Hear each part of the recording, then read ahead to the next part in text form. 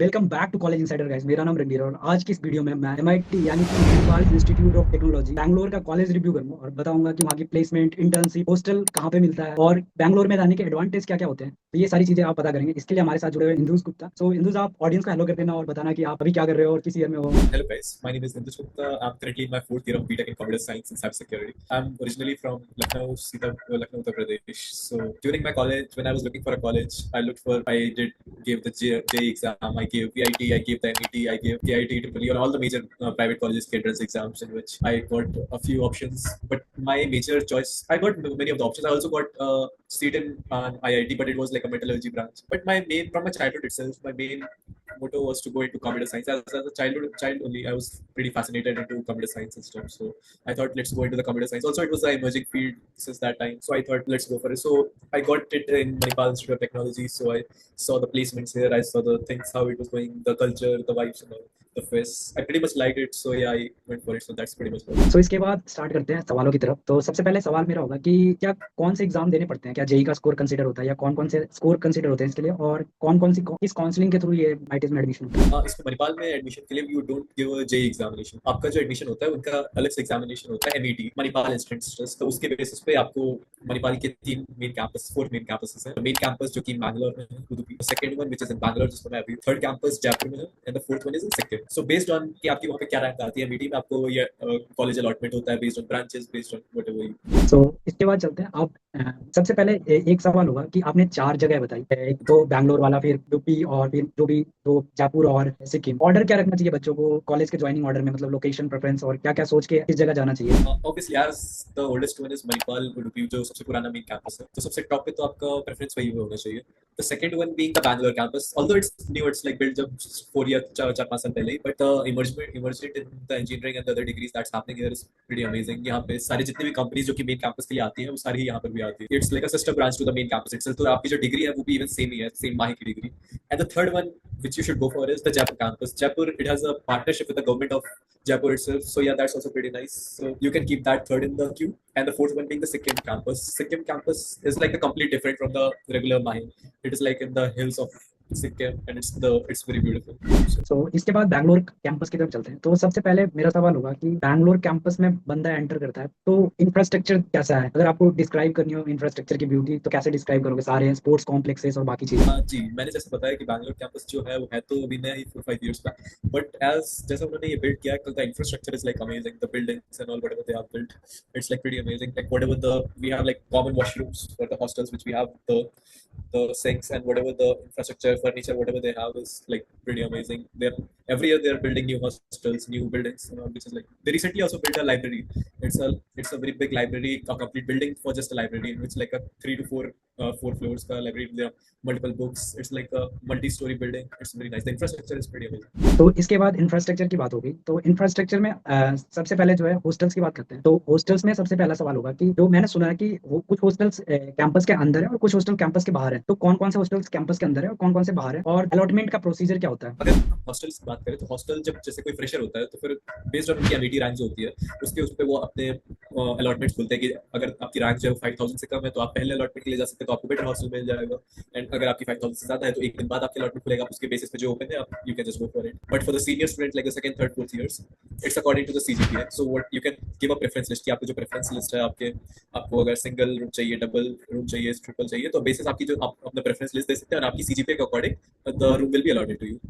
And if you tell about the types of hostels, there are multiple types of hostels. Like inside campus, में यहाँ पे triple sharing है, there is double sharing, there is single sharing also, all with AC, non-AC. There's also quad AC rooms in which it's like a for 4 people.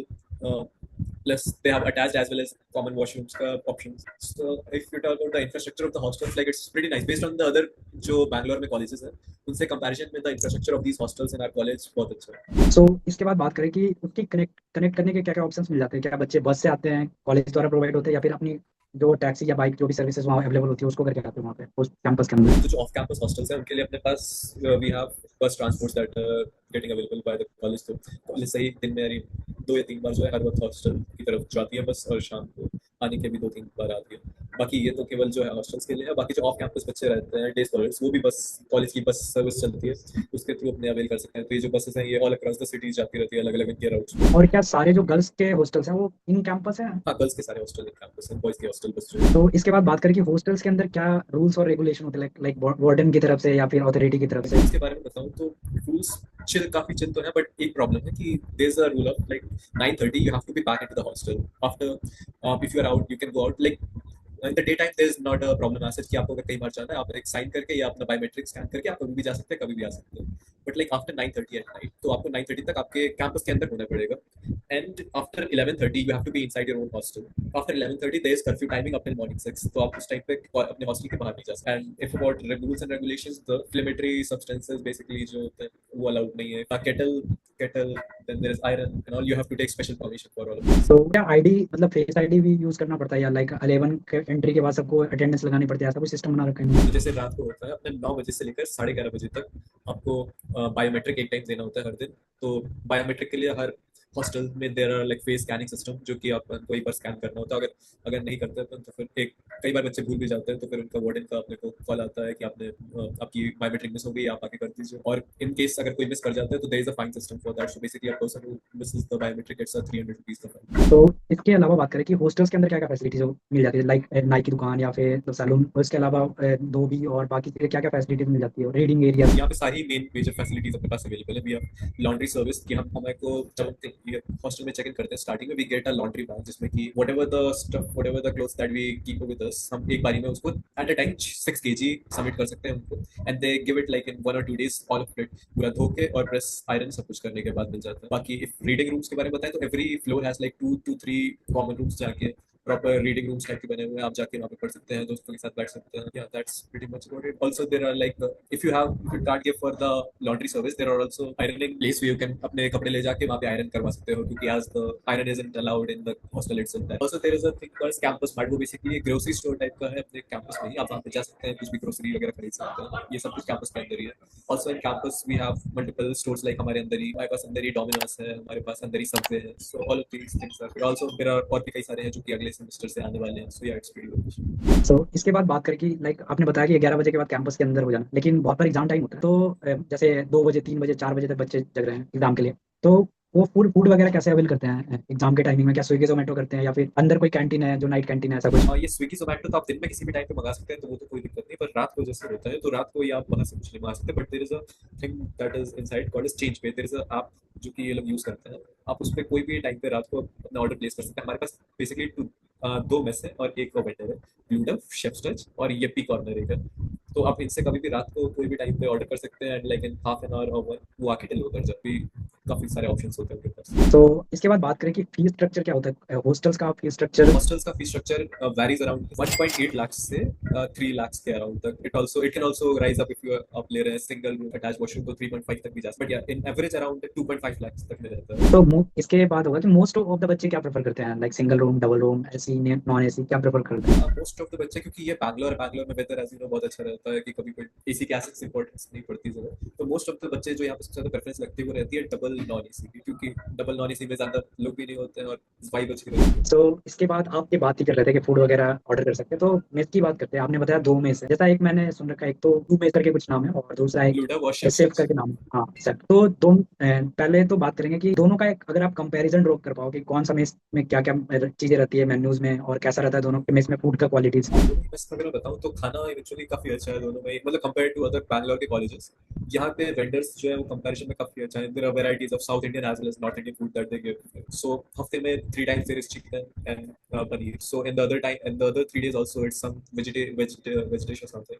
So khana eventually is very good. Every Sunday we have biryani with biryani that in both the chef's touch में eventually खाना काफी अच्छा रहता है, but it's like more of a congested place. It's built in a small place, छोटी जगह पे बना हुआ है। खाना उधर का कंपैरिजन में अच्छा रहता है। बाकी लूडव the architecture is really good. वो पूरे 2 फ्लोर की एक बिल्डिंग बनी हुई है जहाँ पे आप जा सकते हैं, अपने दोस्तों के साथ खा सकते हैं। आप वहाँ पे अगर आपको किसी दिन मान लो खाना अच्छा नहीं भी लगता है कुछ, तो फिर आप there are shops that are made, वहाँ पे आप north Indian, south Indian, Chinese कुछ भी ऑर्डर करके भी खा सकते हैं। तो इसके मेस के क्या चार्जेस होते हैं? दोनों मेस में क्या चार्जेस अलग होते हैं, और अगर अलग होते हैं तो कितने कितने डिफरेंसेस लाई करते हैं? हाँ, मेस में कोई चार्जेस अलग से नहीं होते, जो मैंने आपको हॉस्टल चार्जेस बताया इसमें ही सब कुछ इंक्लूडेड होता है आपका। हॉस्टल चार्जेस, आपके मेस चार्जेस, लॉन्ड्री चार्जेस, ये सब कुछ अपने हॉस्टल में आप स्टार्टिंग जो पे करते हैं आपके उसके सब इंक्लूडेड होता है। और रही बात आपके मेस डिफरेंस की, तो there is no difference as such. आप एक हमारे पास जो माही का जोलो ऐप होता है, जो जोलो हमारे हॉस्टल्स मैनेज करता है, आप उसमें जाके किसी भी मंथ में आप अपने शेफ वेंडर जो है मेस वेंडर चेंज कर सकते हैं। जैसे कि अगर एक मंथ मेरे को आज मन है कि मैं अगले मंथ नूडल में जाना चाहूंगा, मैं आप पे जाके उसको कर सकता हूँ, तो मेरा वो अवेल हो जाएगा नेक्स्ट मंथ के लिए। और अगर मेरा इस मंथ है कि मैं मैं दूसरे वाले में जाना चाहूंगा, तो मैं 28 को जाके उस पर करूंगा, और हर मंथ की 28 को ये होता है, आप चेंज कर सकते हो। सो ये हो गई मेस की पूरी बात है। उसके बाद चलते हैं जो दो बहुत इंपॉर्टेंट चीजें होती है कॉलेज की। सबसे पहले इंटर्नशिप, देन प्लेसमेंट। तो सबसे पहले बात करते हैं क्या कौन से ईयर में लोग ज्यादातर इंटर्न करने लगते हैं, लाइक कोई कंपलसरी इंटर्न होती है सेकंड ईयर या थर्ड ईयर के बाद, और इसके अलावा कौन कौन सी मेजर कंपनियों में लोग इंटर्न करते हैं? जैसे कंपनी यहाँ पे इंटर्नशिप के लिए बताएं, तो जो अपने कॉलेज तो अलाउ करता है कि आप किसी भी ईयर में इंटर्नशिप कर सकते हो। There is no compulsion as such कि कोई आपको इंटर्नशिप करनी है या as such. But as a college जो कि वो प्रोवाइड करते हैं, majorly college provides internship in the third year. Third year में कई सारी कंपनीज आती हैं आपके इंटर्नशिप्स के लिए, जो कि अगर अपने बैच का मैं बताऊँ तो कई सारी कंपनीज आई थी, गोल्डमैन सैक्स, फिलिप्स, डेल, वीजा, पेपाल, और भी कई सारी कंपनीज है जो कि आती रहती हैं। और थर्ड ईयर में आपके ये मेजरली जो आती है वो आती है समर ब्रेक्स में, बिटवीन ये आपके थर्ड ईयर स्टार्ट होने से थर्ड ईयर के एंड होने तक कंपनीज यूजुअली आती रहती है। आपको मेल पे प्लेसमेंट से आपको मेल भेजते रहता है, आप अप्लाई कर सकते हो बेस्ड ऑन सब सारी कंपनीज का कुछ एलिजिबिलिटी क्राइटेरिया होता है कि उनको कोई एक्स परसेंट की सीजीपीए चाहिए जिसके थ्रू उसके वो अप्लाई कर सकते हैं। सो या वो रहता है, उसके बाद इंटरव्यू प्रोसेस के बाद आप सेलेक्ट हो जाते हैं। So that's about internships. So इसके बाद प्लेसमेंट की तरफ चलते हैं। तो प्लेसमेंट में सबसे पहले बात करें कि कॉलेज का एवरेज कितना रहता है, मीडियन कितना रहता है, और हाईएस्ट कितना गया है, अगर पिछले साल की या जो अभी रिसेंट ग्रेजुएट हुए उनका डेटा आपको अगर पता हो तो। मैं अभी अपने कॉलेज का एवरेज प्लेसमेंट बताऊं तो समथिंग अराउंड 12 टू 12.5 एलपीए का गया था इस बार। और मीडियम मीडियम कह सकते हैं अराउंड 10 एलपीए। हाईएस्ट प्लेसमेंट जो गया था वो गया था एक बच्चे का, वो था कॉन्फ्लुएंट में, that's was around 65 to 67 LPA something. So yeah that's so percentage placement कितना रहता है, लाइक कितने बच्चे टोटल रजिस्टर्ड बच्चे हैं कितने हैं, और कितने बच्चे प्लेसमेंट के लिए एलिजिबल होते हैं, अगर कुछ आइडिया हो आपको थोड़ा बहुत, और कितने बच्चे की प्लेसमेंट हो जाती है? I mean it depends on the batch it's. जैसे कि कई सारे बच्चे होते हैं जो कि ऑप्ट ही नहीं करते प्लेसमेंट के लिए, वो हाई स्टडीज के लिए चले जाते हैं या बिजनेस वगैरह में चले जाते हैं। If I give you example of the first batch that graduated from the college, first batch जो होता है वो पायनियर होता है किसी कॉलेज में कि कैसा उसमें प्लेसमेंट जाएंगे। तो फर्स्ट बैच में आप काफी कम थे, there were around 350 students in that batch, 350 बच्चे थे, जिसमें से अराउंड 250 जो थे वो केवल ऑप्ट इन करे थे प्लेसमेंट्स के लिए। Because of so out of 250 there were more than like around 180 people were 180 to 190 people were selected for the placement. So yeah, that comes to around 70 to 80% का placement rate. So yeah, that's pretty good. Also जितनी भी companies थी वो as a package भी अच्छा ही था, more than most of the companies that come here come for more than 10 LPA itself. So yeah, that's pretty good enough for a new college like this. आप major कंपनियों के नाम बता सकते हो, और किस किस रोल के लिए आती है कंपनियां, लाइक एसडी रोल के लिए या फिर एनालिस्ट रोल के लिए? जैसे कि मैंने बताया था आपको, मेजरली आपको यहाँ पे आती हैं वीजा, पेपाल, गोल्डमैन सैक्स, माइक्रोसॉफ्ट, अमेजोन, और भी मेजर जितनी भी मेजर कंपनीज हैं, मेजर टेक कंपनीज हैं, वो सारी ही यहाँ पे मोस्टली आती हैं। और जो रोल्स यूजुअली हायर करती हैं, क्योंकि हमारे पास कई सारी ब्रांचेस हैं, सीएसई कोर है हमारे पास, साइबर सिक्योरिटी है, एआईएमएल है, हमारे पास डेटा साइंस है। तो बेसिकली ये branches wise usually roles offer होते हैं, जैसे कि कोर वगैरह को हो गया, एसडी रोल्स जाते हैं बेसिकली ऐसे। ये हमारे कॉलेज में, और क्योंकि ये साइबर सिक्योरिटी जो मेन कैंपस है वहाँ पर भी साइबर सिक्योरिटी नहीं है एज अ ब्रांच, तो यहाँ पर वो एज है थोड़ा सा। तो there are multiple companies that come just for a cyber security analyst role. मैं भी जैसे एक साइबर सिक्योरिटी ब्रांच में हूँ, तो यहाँ पे कई सारी कंपनीज है जो केवल साइबर सिक्योरिटी के लिए आई थी। ऑप्टम एक कंपनी है जो कि आई थी, फिलिप्स थी जो कि आई थी केवल साइबर सिक्योरिटी के लिए, गोल्डमैन सैक्स थी जो कि केवल साइबर सिक्योरिटी के लिए आई थी। एसडीई रोल के लिए कई सारी कंपनीज आती है, माइक्रोसॉफ्ट एसडी के लिए आई थी, अमेजोन आई थी, वीजा, पेपाल, और या दैट्स। एकेडमिक की तरफ मूव करते हैं। तो सबसे पहले एकेडमिक में मेरा सवाल होगा कि प्रोफेसर वगैरह कैसे हैं, और उन्होंने पीएचडी वगैरह कहाँ से कर रखी है, और if you would like to rate out of 10 how much you would rate? If I talk about the professors काफी अच्छे हैं। जैसे कि जितने भी हमको अभी कॉलेज में पढ़ाते हैं teachers, usually most of them are PhD graduates from very big colleges, IITs से, एनआईटीज से। सो या बेस्ड ऑन जो उनका डोमेन है, डोमेन ऑफ रिसर्च है, उसमें बहुत काफी अच्छा ही पढ़ाते हैं सब कुछ। But it depends student to student, कौन कितना अच्छा पढ़ सकता है, कौन कितना क्लासेस में अटेंड करता है। सो या based if I rate the professors it would be a solid 8 out of 10। इसके बाद ग्रेडिंग सिस्टम की तरफ चलते हैं कि एब्सोल्यूट ग्रेडिंग होती है, रिलेटिव ग्रेडिंग होती है, और एग्जाम का पैटर्न क्या होता है, मतलब किस किस टाइमिंग में एग्जाम लिए जाते हैं, अगर आप कोई एग्जाम्पल लेके बता सको? अगर मैं ग्रेडिंग की बात करूँ तो it works like the relative grading. जैसे मैंने आपको बताया, रिलेटिव ग्रेडिंग की जो आपका सबसे क्लास टॉपर है उसके बेसिस पे आपको ग्रेड्स मिलेंगे। तो अपने जो ग्रेड्स होते हैं वो होते हैं A B C D E F. F majorly fail. A grade होता है जब आपकी 10 किसी में आप 10 सीजीपीए हो जाती है, बी यानी कि 9 eventually, something like that's the grading system. उसके अकॉर्डिंग आपकी सीजीपीए और जीपीए डिफाइन होती है। और what was the next question? हाँ, एकेडमिक में एग्जाम का पैटर्न क्या रहता है, कब किस टाइमिंग में एग्जाम होती है, लाइक एक सेमेस्टर के बीच में, सेमेस्टर के एंड में कौन कौन से एग्जाम्स? हाँ, तो एग्जाम्स का मैं बताऊँ तो बेसिकली दो मेन एग्जाम्स और दो क्विजेज होती हैं। जब जैसे ही एक नया बैच नया सेमेस्टर स्टार्ट होता है, जस्ट आफ्टर लाइक 20 days एक फर्स्ट क्विज होता है। फर्स्ट क्विज जो कि ऑनलाइन होता है, अपना एक पोर्टल है कॉलेज एलएमएस पोर्टल, उसके थ्रू वो कंडक्ट होता है। 5 मार्क्स का क्वेश्चन, 5 मार्क्स के उसमें होता है सब का क्विज। देन होता है एक ऑफलाइन क्विज जो कि सरप्राइज क्विज होता है, कभी भी टीचर क्लास में ले सकते हैं, that's also conducted for like 5 marks. Then just after like 1.5 months after the semester starts, we have our mid sems. और हमारे कॉलेज में एक थोड़ा अलग चीज है कि we don't because of sustainability, हमारे जो एग्जाम्स होते हैं वो कभी भी पेन पेपर पे नहीं होते हैं। हमारे जो एग्जाम्स होते हैं, वी हैव अ ईपैड डिवाइस जिसपे कि हमारे एग्जाम्स कंडक्ट होता है, जो कि रिटर्न यूजुअली होते हैं डिस्क्रिप्टिव। तो उसमें भी दो अपने मैंने बताया, एक होता है मिड सेम जो कि मैंने बताया 1.5 months के बाद होता है, 1.5 to 2 months के बाद। ये होता है 30 मार्क्स ईच का।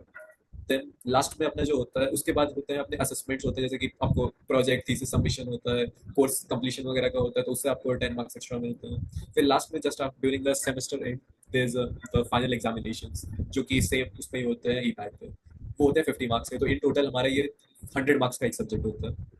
के बाद चलते हैं सीनियर और जूनियर और एलुमनी नेटवर्क की। तो अभी नया नया कॉलेज है, तो एलुमनी का ऐसे अभी 2025 में बैच जो पास आउट होके गया हो, तो उनका सपोर्ट कितना मिलता है अभी कॉलेज के स्टूडेंट्स को? और बाकी जो कॉलेजेस हैं, जो मतलब इनके कैंपसेस है, मैन कैंपस और बाकी जो कैंपस है, उनका कितना सपोर्ट रहता है एलुमनी की तरफ से? क्या उनको भी कनेक्ट कर सकते हैं लिंक्डइन पे? और so basically if I tell about the senior junior का इंटरेक्शन, तो क्योंकि जब फ्रेशर्स नए नए आते हैं तो फर्स्ट 45 days तो there is a rule in the campus की 45 days इंटरेक्शन बैन रहता है। फर्स्ट 45 days के लिए कोई भी सीनियर जूनियर मिल नहीं सकता due to obvious reasons. But after that there are like multiple opportunities, senior junior साथ में इंटरेक्ट करके रहते हैं, they participate in multiple competitions together, clubs के थ्रू, इवेंट्स के थ्रू। तो सब yeah the vibe is pretty wholesome.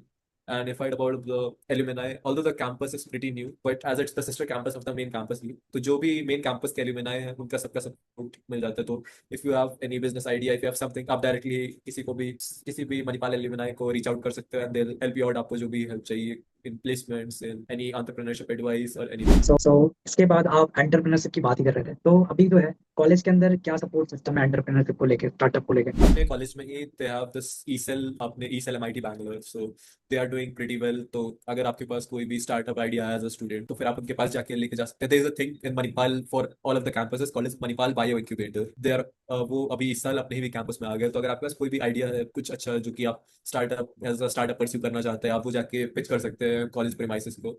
If they like it, they are probably gonna fund through their fund. आपको वो अलग अलग अपॉर्चुनिटीज देते हैं कि कोई भी अगर इन्वेस्टर्स आते हैं, आप उनको थ्रू कनेक्शन करवाते हैं। और भी कई सारे बेनिफिट्स हैं जो कि as a Manipal bio incubator में है, कि अगर आपने कोई स्टार्टअप इनक्यूबेट कराने को चाहते हैं। तो इसके बाद चलते हैं, कॉलेज का सबसे इंटरेस्टिंग पॉइंट होता है जो बच्चे के लिए शुरू में लगता है, तो वो होता है फेस्टिवल, मतलब कॉलेज के फेस्ट। तो कौन कौन से आपके कॉलेज में टेक्निकल, कल्चरल और भी जो भी फेस्ट होते हैं, लाइक रिसर्च फेस्ट या जो भी, कौन कौन से होते हैं आपके कॉलेज में और कितने स्केल्स पे होते हैं ये? तो जैसे फेस्ट का बताया जाए, अगर केवल मणिपाल इंस्टीट्यूट ऑफ टेक्नोलॉजी में, तो अपने पास 2 मेजर फेस्ट होते हैं थ्रू आउट द ईयर, जो कि एक होता है इवेंट सेम में, एक होता है ऑड सेम में। इवेंट सेम में अपने पास होता है फलक, जो कि अपना कल्चरल फेस्ट है। तो इसमें कई सारे कल्चरल इवेंट्स होते हैं, डांस, सिंगिंग, ड्रम, उसके बाद और भी सारे आर्ट्स और बहुत सारे इवेंट्स होते हैं। उसमें भी एक प्रो शो होता है, तो जिसमें हर साल कोई ना कोई, they call some well known artist, comedian for their pro show events, so that goes pretty well. Then in the awesome, as I told, we have our tech fest. Tech fest में कई सारे events होते हैं, coding competitions, hackathons, robotic events, maze runner events और भी बहुत सारे। उसमें भी एक pro show होता है, तो उसमें भी we also call some well known personality for a talk or any concert or something। तो ये दोनों चीजें होती हैं। तो इसके बाद बात करें क्लब पार्ट की, तो कौन कॉलेज के अंदर कौन कौन से क्लब हैं? Like list of clubs, like सबसे पहले कल्चरल क्लब्स या फिर टेक्निकल क्लब्स, कौन कौन से, और कौन कौन से एक्टिव क्लब हैं उसमें? क्लब्स को बताना चाहता हूँ, हमारे पास एक वैरायटी ऑफ क्लब्स है। हर मेजर डोमेन के लिए अपने पास एक ना एक क्लब है। जैसे अपने पास नॉन टेक्निकल क्लब्स है, टेक्निकल क्लब्स है। नॉन टेक्निकल क्लब्स में अपने पास वी हैव सिना जो कि म्यूजिक एंड डांस सब कुछ देखता है। Then we have this Graphica, that is for graphic designing club. Then we have an arts club जो कि अपने आर्ट्स ड्राइंग्स वगैरह के लिए होता है। Then for there is sports club for all the that takes care of all the sports, chess events, indoor events, outdoor events, football, cricket, for all of these stuff. In technical clubs, we have all the major clubs. We have a cyber security club. We have AIML club called as New AI. We have our competitive coding club जो कि है Codex. And so we have a sustainable environment because, as I told you, अपना college काफी sustainability focus करता है। तो we also have a sustainable development club in our college. So we focus on developing more new technology sustainably. तो मैं उसका president मैं खुद ही हूँ, मैं ही उसमें इन्वॉल्व हूँ. So we develop new technologies, we develop new projects, हम लोग रिसर्च कल्चर फॉस्टर करते हैं कॉलेज में. सो yeah that's pretty much about the club. तो ये क्लब की बात हो गई। इसके बाद बात करें कि हॉस्पिटल्स की इन कैंपस क्या कुछ फैसिलिटीज है और कितने दूर है, अगर कोई आउटसाइड हॉस्पिटल है इमरजेंसी कंडीशन में जानी हो तो कितना दूर होता है हॉस्पिटल। अगर हॉस्पिटल्स एंड क्लिनिक्स का बताऊं मैं, तो फिर एज आपको पता होगा Manipal also has its hospitals, and Manipal hospitals all across the city. Bangalore में जिस भी जगह पे आप चले जाए मणिपाल हॉस्पिटल तो है ही है. तो अपने पास उनका भी फायदा मिलता है कि अगर आप कोई भी हॉस्पिटल चले जाते हैं तो showing your Manipal ID card you get a very good discount. And if you tell about the campus itself, campus में ही we have this Manipal clinic. तो अगर आपको कोई भी चोट लग जाती है, आपको कोई भी कुछ प्रॉब्लम हो जाती है, फीवर हो जाता है, कुछ भी, आप डायरेक्टली वॉक इन कर सकते हैं यहीं पे. जस्ट हॉस्टल्स में ही है ये मणिपाल क्लिनिक. आप जाके वहाँ पे सर्टिफाइड क्लिनिक, हम हर वक्त ही कोई ना कोई सर्टिफाइड डॉक्टर्स रहते हैं, नर्स रहती है, आप तेरा प्रॉपर सिस्टम्स वहाँ पे, they can provide you medicine just after the clinic. There is this medical store, तो जो भी डॉक्टर आपको मेडिकल मेडिसिन रिकमेंड करता है आप जाके तुरंत ही वहाँ से बाय कर सकते हो. सो या दैट्स प्रीटी नाइस. और इसके बाद बात करें कि एकेडमिक जो ट्यूशन भी बोलते हैं इसको, वो कितना रहता है कॉलेज का। ट्यूशन फीस वेरीज अराउंड, जैसे मैंने जब ज्वाइन किया था तब it was around 5,09,000 per year. But yeah for the freshers now I have heard it's increased, it's now around 6 lakh per year. Like एक मेरा सवाल होगा, जैसे वीआईटीज में होता है कैटेगरी वाइज फीस होती है, क्या यहाँ पे भी मणिपाल के जो कैंपसेस हैं उनमें भी कैटेगरी वाइज फीस होती है। नहीं, there is no category wise fees as such. यहाँ पे जो मेन फीस है वो सबके लिए, but there is different called as NRI quota. So people who are NRIs जो कि यहाँ पे एडमिशन लेते हैं उनके लिए थोड़ा फी स्ट्रक्चर जो है वो अलग होता है. बाकी eventually there is no fee difference, बाकी सबके लिए वही सेम है, 5 to 6 लाख पर ईयर. सो इसके बाद चलते हैं कि जो आपका कैंपस है वो बैंगलोर बैंगलोर का मेन सिटी है उससे कितना दूर है। बैंगलोर मेन सिटी से ये हमारा जो कैंपस है वो लोकेटेड यलहंका में, जो कि अगर आपको यहाँ से सिटी जाना होता है कभी अगर वीकेंड्स वगैरह में, तो आप कैब कर सकते हैं. It takes like around 1.5 hours से 2 आवर्स के बीच में सिटी जाने के लिए, कोरमंगला, इंदिरा नगर. और इसके बाद बात करें कि जो बैंगलोर का लोकेशन एडवांटेज है, क्योंकि वो एक टेक लोकेशन है, मतलब सिलिकॉन वैली ऑफ इंडिया बोलते हैं उसको, तो कितना उसका एडवांटेज मिलता है regarding placement, companies, internship. Location advantage तो डेफिनेटली मिलता ही है कि आपको there are all the major companies in the city itself. तो कई सारे टेक इवेंट्स होते रहते हैं जिसमें हम वॉक इन कर जाते हैं, कई बार हैकाथॉन्स होते रहते हैं, हम हैकाथॉन्स चले जाते हैं. और भी कई सारे इंडस्ट्री कनेक्ट्स हैं, जैसे कि इन आवर कॉलेज इटसेल्फ की कई सारे हमको ये लोग इंडस्ट्री टॉक्स पे ले जाते हैं कि कोई वी रिसेंटली अभी मैं बताऊं तो हमारा प्लेसमेंट सेल हमको सिस्को ऑफिस ले गया था, और इससे पहले भी कई सारे इंडस्ट्री विजिट्स होते रहते हैं. So Bangalore obviously has a advantage as a having a college in the city like a Bangalore. और इसके बाद बात करें कि आसपास अगर बच्चे जा रहे हैं उनको कुछ एक्सप्लोर करना है तो क्या क्या लाइक टूरिज्म प्लेसेस या मॉल्स या क्या क्या एक्सप्लोर करने का ऑप्शन चाहिए। Bangalore as a city has lot to explore. अगर बताना चाहूँ तो, अगर जस्ट अपने कॉलेज के पास में बताना चाहूँ तो फिर देयर इज द बैंगलोर का फीनिक्स मॉल ऑफ एशिया. ये अभी खुला है, it's like 2 years around, but या इट्स बिल्ट वेरी गुड. सो अगर आपको मूवी वगैरह देखनी है, आपको अगर ऐसी जनरल शॉपिंग वगैरह करनी है, तो people generally just walk into the Phoenix Mall of Asia. It's very nice. Then if in Bangalore itself मैं घूमने की चीजें बताऊँ, there is Vidhan Sauda, then there is Kapan Park. वहाँ पे कई सारे टेक पार्क्स हैं, बहुत सारे मॉल्स हैं. नेक्सस, आप अगर क्लबिंग वगैरह में इंटरेस्ट रखते हैं, you can walk into Koramangala. अगर आपको कैफेज वगैरह अच्छे लगते हैं, you can walk going to Indira Nagar and all. So yeah there are lot of things to do in Bangalore. तो इसके बाद जो मेरा सेकंड लास्ट सवाल समझ लो वो है स्पोर्ट्स फैसिलिटीज को लेके। तो कॉलेज में स्पोर्ट्स फैसिलिटीज के नाम पे क्या क्या चीजें, लाइक प्ले ग्राउंड में मतलब कौन कौन से स्पोर्ट्स दिख जाते हैं, मेनली बास्केटबॉल, फुटबॉल और क्या क्या चीज दिखता है। कॉलेज में स्पोर्ट्स का बताऊं तो ज्यादातर हर चीज ही अवेलेबल है. We have a world class football ground type they have made. They have a very good cricket का पिच बनाया हुआ है. Then there are basketball, there is badminton court जो कि हर हॉस्टल के नीचे ही बने हुए हैं, काफी अच्छे. बास्केटबॉल कोर्ट है. Then there is a complete building called as Marina. Marina जो कि हमारे कॉलेज में लोकेटेड है. आप उसमें जितने भी indoor sports, outdoor sports specific proper बने हुए हैं, उसमें ही अपना जिम भी है, उसमें ही अपने कोर्ट्स हैं बड़े बड़े, उसमें सारे इंडोर स्पोर्ट्स हैं. आप पूल खेलने जा सकते हो, फुटबॉल खेलने जा सकते हो, चेस, कैरम, हर चीज वहाँ पे अवेलेबल है. तो इसके बाद बात करें क्या क्या चीजें लगती है आपको अपने कॉलेज की बहुत पसंद है, आपने लगभग 3 साल तो एक्सप्लोर कर लिया है, तो कौन कौन सी चीजें आपको बहुत पसंद है और कौन सी ऐसी चीजें आपको लगी है जहाँ पे आपको थोड़ा फ्रिक्शन फील हुआ हो, एडमिनिस्ट्रेशन को थोड़ा इम्प्रोवाइज करना चाहिए उस चीज को। अगर मैं अच्छी चीजों को बताऊं तो जैसे कि मैं कॉम्पिटिशन्स वगैरह में पार्ट लेता रहता हूँ, कोडिंग कॉम्पिटिशन्स, हैकाथॉन्स वगैरह में. तो फिर मैं ऑल द मेजर कॉलेजेस गया हूँ जो कि बैंगलोर में है. तो अच्छी चीज का बताऊं तो इंफ्रास्ट्रक्चर, जैसे मैंने बताया, अपने कॉलेज का मेरे को वन ऑफ द बेस्ट लगता है. बेस्ट नहीं तो, क्योंकि काफी सब कुछ अच्छा वेल बिल्ट है, सब कुछ फंक्शनैलिटीज, मेस वगैरह, खाना जैसे मैंने बताया मेस का वन ऑफ द बेस्ट है बैंगलोर सिटी में in any of the other colleges. And अगर मैं बताना चाहूँ what is the improvement that we can be having is definitely a better placement scenario, because it's new right now. So the college is also trying to get even more companies that can आ सकती हैं college में placements वगैरह के लिए. So yeah, तो इसके बाद बात करें कि अगर एक कंपैरिजन ड्रॉ कर पाओ कि बाकी कॉलेजेस लाइक वीआईटीज और भी प्राइवेट कॉलेजेस हैं और भी जो कुछ ऑप्शन होते हैं बच्चों के पास, उसमें से एमआईटीज को ही क्यों लेना चाहिए और किसको थोड़ा एमआईटीज को जो बैंगलोर वाला कैंपस है उसको थोड़ा अवॉइड करना चाहिए या फिर दूसरे कॉलेजेस के ऑप्शन देखने चाहिए। अगर आपको कोई गवर्नमेंट कॉलेज जैसे मिल जाता है, जैसे आईआईटीज एनआईटीज में अगर कोई बहुत बढ़िया ब्रांच मिल जाती है, कंप्यूटर साइंस ईसी टाइप से, So definitely go for it. They have good placements and stuff. But if in private college, I'll rank it like the in top five. Definitely, I'll rank Manipal. सबसे top पे there's BITS Pilani. That's really good. Then in the second, I guess right now Manipal main campus is in the second in the private college list, and this is the sister campus of the main Manipal. So yeah, it's eventually the same level itself. Then VIT Vellore in Chennai is also nice. It comes like third in the place. Then the other colleges. So yeah, if you are like a good party student, if you like enjoy freedom, तो आप इधर आ सकते हैं. Like यहाँ पे उतना ज्यादा आपको कोई स्ट्रिक्टनेस तो नहीं है जैसे कि कॉलेजेस में होती है कि there for anything you can come enjoy your life. College आपको अपॉर्चुनिटी सारी देता है. It depends on how well you utilize it. इसके अलावा मैंने देखा कि वीआईटीज में जो है कुछ लाइक सैटरडे को भी क्लास रख देते हैं, तो क्या आपके कॉलेज में भी ऐसा है कि सैटरडे को क्लासेस रहती है? नहीं, जैसा मैंने बताया अपना कॉलेज थोड़ा सा चिल है इन सब मामलों में, तो सैटरडे संडेज ऑफ रहता है बेसिकली. बट या अगर कोई इवेंट वगैरह है तो उसमें डेफिनेटली कभी कभार बुला सकते हैं, कोई एग्जाम वगैरह हो गया, बट मेजरली सैटरडे संडे छुट्टी होती है. सो इसी के साथ सारे सवाल खत्म हो गए गाइस मेरे, और तो this is all for today. This is Ranveer with endo signing off.